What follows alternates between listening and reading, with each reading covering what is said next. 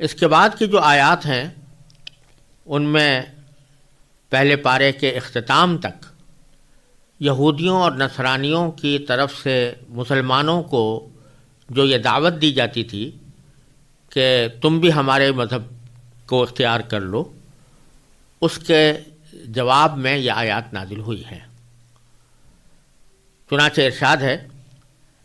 اعوذ باللہ من الشیطان الرجیم، بسم اللہ الرحمن الرحیم، وقالوا كونوا هودا او نصارى تهتدوا قل بل ملة ابراہیم حنیفا وما كان من المشرکین قولوا آمنا بالله وما أنزل إلينا وما أنزل إلى إبراهيم وإسماعيل وإسحاق ويعقوب والأسباط ما أنزل إلى إبراهيم وإسماعيل وإسحاق ويعقوب والأسباط وما أوتي موسى وعيسى وما أوتي النبيون من ربهم لا نفرق بين أحد منهم ونحن له مسلمون فإن آمنوا بمثل ما آمنتم به فقد اهتدوا وإن تولوا فإنما هم في شقاق فسيكفيكهم الله وهو السميع العليم صبغة الله ومن أحسن من الله صبغة ونحن له عابدون قل أتحاجوننا في الله وهو ربنا وربكم ولنا أعمالنا ولكم أعمالكم ونحن له مخلصون أم تقولون إن إبراهيم وإسماعيل وإسحاق ويعقوب والأسباط كانوا هودا أو نصارى قل أأنتم أعلم أم الله ومن أظلم ممن كتم شهادة عنده من الله وما الله بغافل عما تعملون تلك أمة قد خلت لها ما كسبت ولكم ما كسبتم ولا تسألون عما كانوا يعملون۔ ان آیات کا ترجمہ یہ ہے کہ یہ یہودی اور عیسائی مسلمانوں سے کہتے ہیں کہ تم یہودی یا عیسائی ہو جاؤ، راہ راست پر آ جاؤ گے۔ کہہ دو کہ نہیں، بلکہ ہم تو ابراہیم کے دین کی پیروی کریں گے جو ٹھیک ٹھیک سیدھی راہ پر تھے، اور وہ ان لوگوں میں سے نہ تھے جو اللہ کے ساتھ کسی کو شریک ٹھہراتے ہیں۔ مسلمانوں، کہہ دو کہ ہم اللہ پر ایمان لائے ہیں اور اس کلام پر بھی جو ہم پر اتارا گیا، اور اس پر بھی جو ابراہیم، اسماعیل، اسحاق، یعقوب علیہم السلام اور ان کی اولاد پر اتارا گیا، اور اس پر بھی جو موسیٰ اور عیسیٰ علیہم السلام کو دیا گیا، اور اس پر بھی جو دوسرے پیغمبروں کو ان کے پروردگار کی طرف سے عطا ہوا۔ ہم ان پیغمبروں کے درمیان کوئی تفریق نہیں کرتے، اور ہم اسی ایک خدا کے تابع فرمان ہیں۔ اس کے بعد اگر یہ لوگ بھی اسی طرح ایمان لے آئیں جیسے تم ایمان لائے ہو تو یہ راہ راست پر آ جائیں گے، اور اگر یہ منہ موڑ لے تو در حقیقت وہ دشمنی میں پڑ گئے ہیں۔ اب اللہ تمہاری حمایت میں عن قریب ان سے نمٹ لے گا، اور وہ ہر بات سننے والا، ہر بات جاننے والا ہے۔ اے مسلمانوں، کہہ دو کہ ہم پر تو اللہ نے اپنا رنگ چڑھا دیا ہے، اور کون ہے جو اللہ سے بہتر رنگ چڑھائے، اور ہم صرف اسی کی عبادت کرتے ہیں۔ کہہ دو کہ کیا تم ہم سے اللہ کے بارے میں حجت کرتے ہو، حالانکہ وہ ہمارا بھی پروردگار ہے اور تمہارا بھی پروردگار، اور ہمارے اعمال ہمارے لیے ہیں اور تمہارے عمل تمہارے لیے، اور ہم نے تو اپنی بندگی اسی کے لیے خالص کر لی ہے۔ اور کیا تم یہ کہتے ہو کہ ابراہیم، اسماعیل، اسحاق، یعقوب اور ان کی اولادیں یہودی یا نصرانی تھیں؟ مسلمانوں، ان سے کہو، کیا تم زیادہ جانتے ہو یا اللہ؟ اور اس شخص سے بڑا ظالم کون ہوگا جو ایسی شہادت کو چھپائے جو اس کے پاس اللہ کی طرف سے پہنچی ہو، اور جو کچھ تم کرتے ہو اللہ اس سے بے خبر نہیں ہے۔ وہ ایک امت تھی جو گزر گئی، جو کچھ انہوں نے کمایا وہ ان کا ہے، اور جو کچھ تم نے کمایا وہ تمہارا ہے، اور تم سے یہ نہیں پوچھا جائے گا کہ وہ کیا عمل کرتے تھے۔ یہ تمام آیات در حقیقت یہودیوں اور نصرانیوں کی دعوت کے جواب میں ارشاد فرمائی گئی ہیں، اور پہلے تو ان کی دعوت کے الفاظ نقل کیے گئے ہیں کہ وہ مسلمانوں سے کیا کہتے ہیں۔ قالو، وہ کہتے ہیں کہ کونو ہودن، کہ تم بھی یہودی ہو جاؤ، یہ یہودی کہتے تھے۔ او نصارا، یعنی کونو نصارا، نصرانی یہ کہتے تھے کہ تم عیسائی ہو جاؤ۔ تہتدو، تو تم راہ راست پر آ جاؤ گے۔ تو اس کے جواب میں اللہ تبارک و تعالیٰ فرماتے ہیں،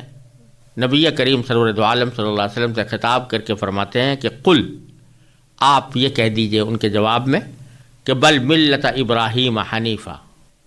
کہ بلکہ ہم تو ابراہیم کے دین کی پیروی کریں گے۔ حنیفاً یہاں حضرت ابراہیم علیہ السلام کے لیے استعمال ہوا ہے، اور قرآن کریم میں کئی جگہ حضرت ابراہیم علیہ السلام کے لیے حنیف کا لفظ استعمال ہوا ہے۔ حنیف کے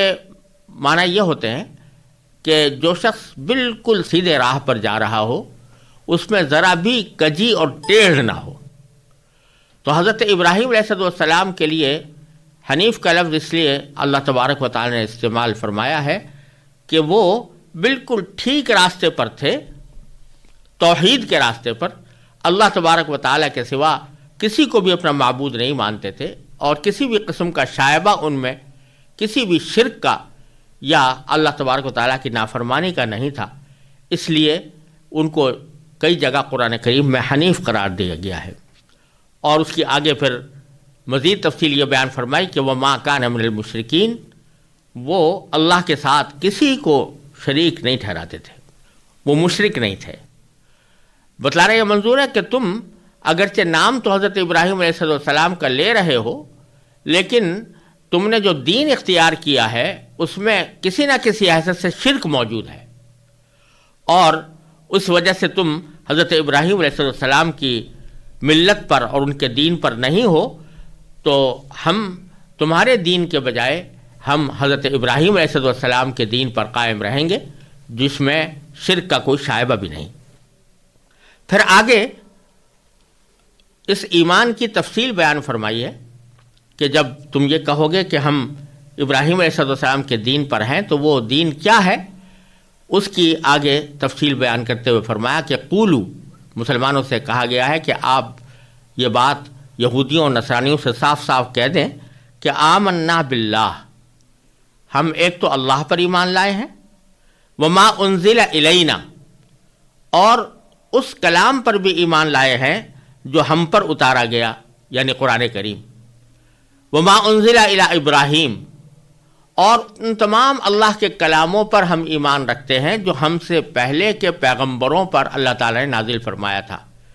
یعنی جو کلام ابراہیم علیہ السلام پر نازل ہوا، اسماعیل علیہ السلام پر ہوا، اسحاق علیہ السلام پر ہوا، یعقوب علیہ السلام پر ہوا، والاسباط، اور پھر ان کی اولادوں پر،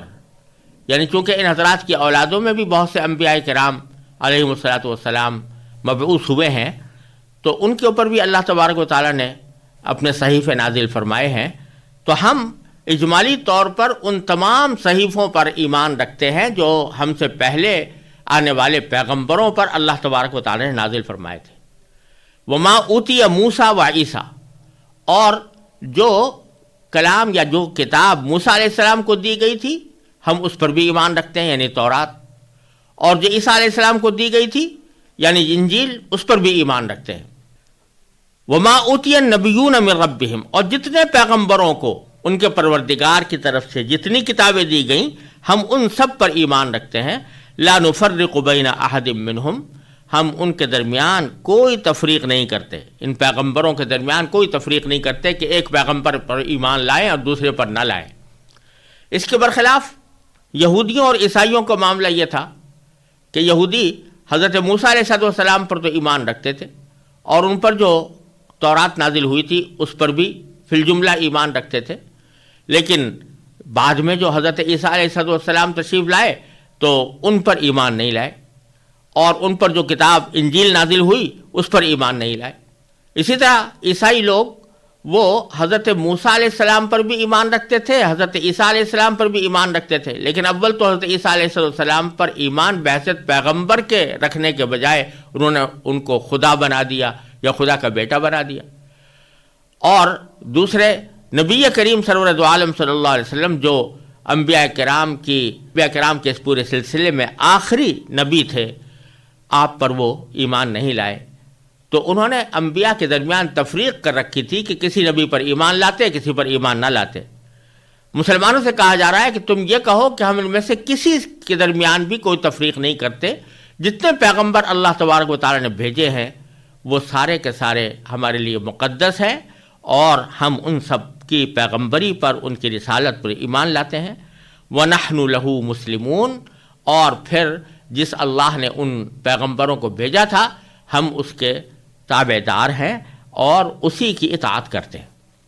یہ اعلان کرنے کے لیے فرمایا گیا کہ تم یہودیوں اور نصرانیوں کے سامنے اپنے اس دین کا واضح طور پر اعلان کر دو۔ پھر آگے فرماتے ہیں کہ فَإِنْ آمَنُوا بِمِثْلِ مَا آمَنْتُمْ بِهِ، اس کے بعد اگر یہ لوگ بھی اسی طرح ایمان لے آئیں جیسے تم ایمان لائے ہو، یعنی جس طرح تم تمام پیغمبروں پر ایمان لائے، تمام ان کی کتابوں پر ایمان لائے، اللہ تبارک و تعالیٰ کی توحید پر ایمان لائے، اسی طرح اگر یہ لوگ بھی ایمان لے آئیں تو فقد اہتدوا، تو وہ سمجھو کہ راہ راست پر آ گئے۔ پھر ان کے ساتھ ویسا ہی سلوک ہوگا جیسے کہ راہ راست پر رہنے والے لوگوں کے ساتھ ہوتا ہے، ان کو اپنا بھائی قرار دو، ان کے ساتھ اخوت کا معاملہ کرو، دینی اخوت کا معاملہ کرو اور ان کو مسلمان سمجھو۔ یہاں یہ بات خاص طور پر قابل غور ہے کہ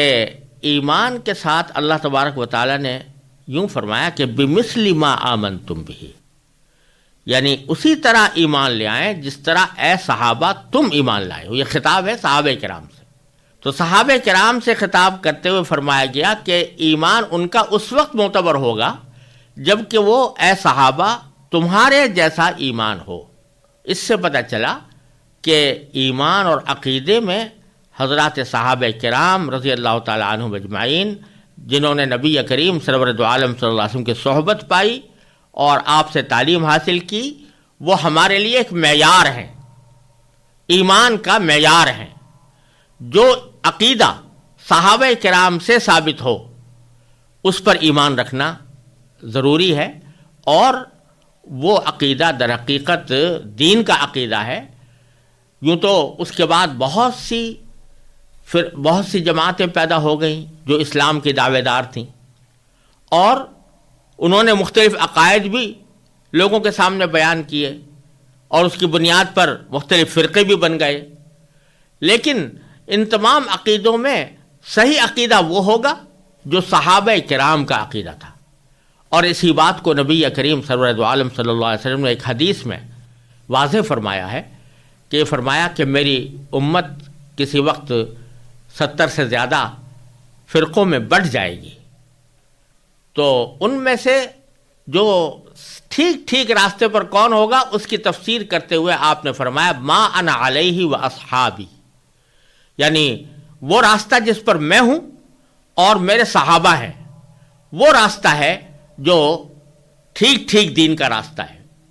اور جو اس ما انا علیہ و اصحابی یعنی میرے یا میرے صحابہ کے راستوں سے ہٹا ہوا کوئی راستہ ہوگا، وہ کسی نہ کسی حیثیت میں غلط راستہ ہوگا یا گمراہی کا راستہ ہوگا۔ اس سے یہ بات معلوم ہوئی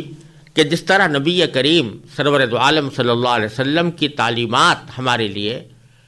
واجب الاتباع ہیں، اسی طرح حضرات صحابہ کرام رضی اللہ تعالیٰ عنہم کا جو بھی عقیدہ رہا ہو وہ ہمارے لیے واجب التعمیل ہے، ہمیں بھی وہی عقیدہ رکھنا چاہیے۔ اور یہ بات اس آیت کریمہ سے واضح ہو رہی ہے کہ فِإِنْ آمَنُوا بِمِثْلِ مَا آمَنْتُمْ بِهِ، یہ یہودی اور نصرانی جب اس طرح ایمان لے آئیں جیسے اے صحابہ تم ایمان لائے ہو تو پھر ہدایت یہ پا جائیں گے۔ تو معلوم ہوا کہ اگر ایمان تو لائے مگر صحابہ کی طرح کا ایمان نہ لائے، اس ایمان میں یا عقیدے میں صحابہ سے کوئی مختلف عقیدہ اختیار کیا گیا تو وہ سایہ راست والا عقیدہ نہیں ہوگا، پھر اس شخص کو ہدایت پر نہیں سمجھا جائے گا۔ پھر آگے فرمایا کہ وَإِن تَوَلَّوْا، اور اگر پھر بھی یہ منہ موڑے رہے اور ساری دلیلیں واضح ہو جانے کے بعد بھی وہ لوگ ایمان نہ لائیں تو فَإِنَّمَا هُمْ فِي شِقَاقٍ، تو در حقیقت وہ دشمنی میں پڑ گئے ہیں۔ یعنی پھر ایمان نہ لانے کی وجہ یہ نہیں ہے کہ دلائل ایمان کے کمزور تھے یا ان پر حق واضح نہیں ہوا تھا، بلکہ در حقیقت وہ دشمنی میں پڑ گئے ہیں، اور دشمنی وہی ہے جس کا بار بار ذکر کیا جا چکا ہے کہ ان کو یہ حسد ہے کہ نبی آخر الزماں صلی اللہ علیہ وسلم وہ بنی اسماعیل میں کیوں مبعوث ہوئے، اسماعیل علیہ السلام کی اولاد میں کیوں ہوئے، اور پہلے پیغمبروں کی طرح وہ بنی اسرائیل میں کیوں مبعوث نہیں ہوئے۔ اس دشمنی کی وجہ سے یہ لوگ ایمان لانے سے انکار کر رہے ہیں۔ فَسَيَكْفِيكَهُمُ اللَّهُ، اب آگے اللہ تبارک و تعالیٰ نے مسلمانوں کو تسلی دی ہے کہ اللہ تمہاری حمایت میں عنقریب ان سے نمٹ لے گا، اللہ کافی ہو جائے گا تمہارے مقابلے میں، ان کی خبر لینے کے لیے کافی ہو جائے گا۔ تو اللہ تمہاری حمایت میں عنقریب ان سے نمٹ لے گا، یعنی وہ جو تمہارے ساتھ دشمنی کر رہے ہیں اور اس دشمنی کے نتیجے میں تمہیں طرح طرح سے تکلیفیں پہنچانے کے درپے ہیں، تو یہ انجام کار تمہیں نقصان نہیں پہنچا سکیں گے، اور اللہ تبارک و تعالیٰ ان کے شر سے تمہیں محفوظ رکھے گا، کیونکہ ان کے دشمنی سے اللہ تبارک و تعالیٰ خود نمٹ لے گا۔ وَهُوَ السَّمِيعُ الْعَلِيمُ، اور وہ اللہ تعالیٰ ہر بات سننے والا، ہر بات جاننے والا ہے۔ پھر آگے فرمایا کہ صبغۃ اللہ، صبغۃ اللہ، یعنی مسلمانوں یہ کہہ دو کہ ہم پر تو اللہ نے اپنا رنگ چڑھا دیا ہے۔ وَمَنْ أَحْسَنُ مِنَ اللَّهِ صِبْغَةً، اور کون ہے جو اللہ سے بہتر رنگ چڑھائے۔ یہ جملہ در حقیقت عیسائیوں کے ایک خاص طریقے کے پس منظر میں ارشاد فرمایا گیا ہے۔ عیسائیوں کی ایک رسم ہے جس کو اردو میں بپتسمہ اور انگریزی میں بیپٹزم کہا جاتا ہے، اور عربی میں استباغ کہتے ہیں۔ لفظی معنی استباغ کے رنگ چڑھا دینے کے ہوتے ہیں، اور وہ رسم یہ ہے کہ عیسائیوں میں یہ طریقہ معروف ہے کہ جب کسی شخص کو عیسائی بنانا ہو تو وہ اسے غسل دیتے ہیں، اور پہلے زمانے میں کبھی وہ غسل رنگے ہوئے پانی سے بھی دیا جاتا تھا، اسی واسطے اس کو استباغ کہتے تھے، یعنی رنگ چڑھانا۔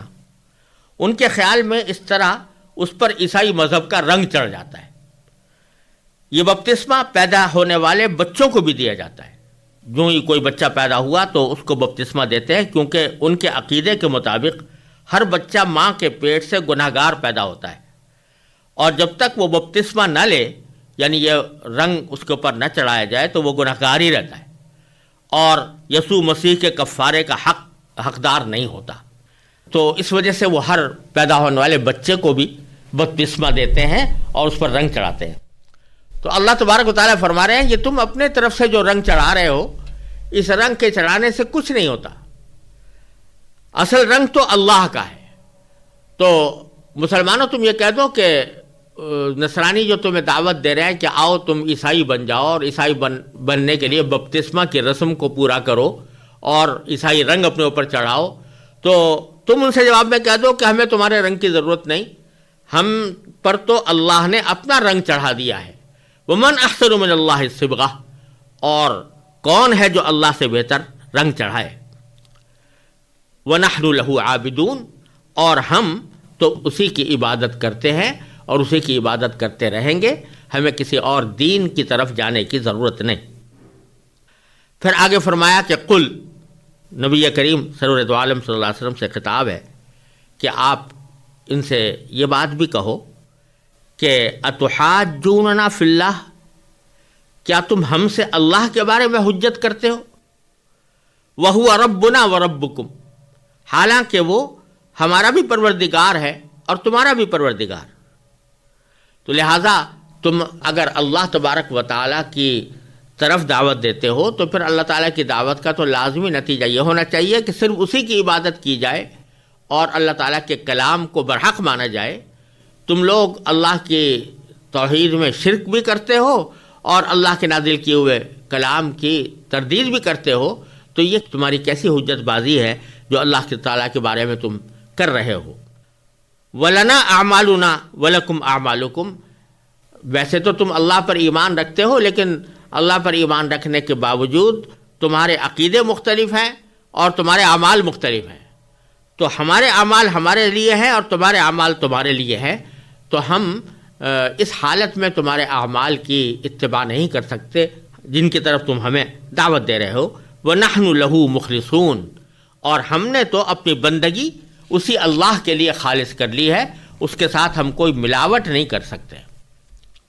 پھر فرمایا کہ ام تقولون، کیا تم یہ کہتے ہو کہ ان ابراہیم و اسماعیل و اسحاق و یعقوب و الاسباط کانوا ہودن او نصارا، کیا تم یہ کہتے ہو کہ ابراہیم، اسماعیل، اسحاق، یعقوب اور ان کی اولادیں یہودی یا نصرانی تھیں؟ قل، آپ فرما دیجئے ان کے جواب میں کہ انتم اعلم ام اللہ، ایک مختصر جواب ہے ان کے اس سارے دعوے کا کہ کیا تم زیادہ جانتے ہو یا اللہ؟ تم جو کہہ رہے ہو کہ وہ یہودی تھے یا نصرانی تھے، اول تو ویسے ہی یہ حماقت کی بات ہے، کیونکہ یہودی اور نصرانی جو کے نام سے جو مذہب پیدا ہوئے وہ تو بہت بعد میں ہوئے، ان کی پیدائش کے، ان کی وفات کے بہت عرصے کے بعد ہوئے، تو وہ کیسے یہودی اور نصرانی ہو سکتے ہیں؟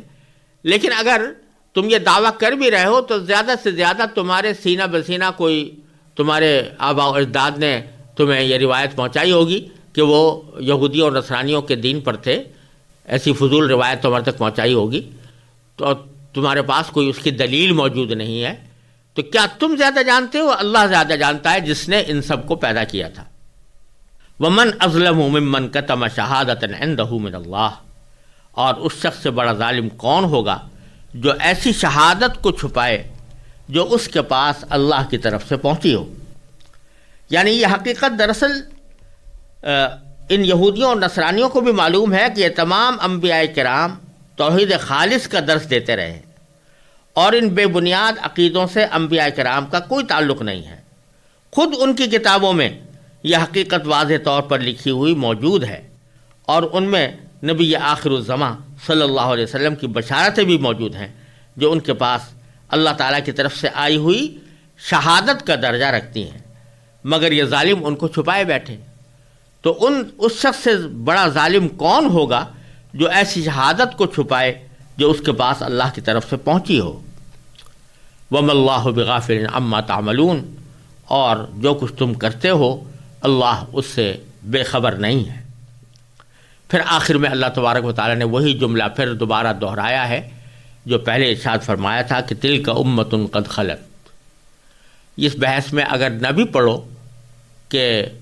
وہ حضرات کیا تھے اور انہوں نے کس طرح تعلیم دی، لیکن اب تو معاملہ تمہارا اپنا ہے کہ تم اپنی فکر کرو کہ تمہارا عقیدہ درست ہو اور تمہارا عمل درست ہو۔ لہذا فرمایا تِلْكَ أُمَّةٌ قَدْ خَلَتْ، یہ ایک امت تھی جو گزر گئی، لہا ما کسبت، جو کچھ انہوں نے کمایا وہ ان کا ہے، وَلَكُمْ مَا كَسَبْتُمْ، اور جو کچھ تم نے کمایا وہ تمہارا ہے، وَلَا تُسْأَلُونَ عَمَّا كَانُوا يَعْمَلُونَ، اور تم سے یہ نہیں پوچھا جائے گا کہ وہ کیا عمل کرتے تھے۔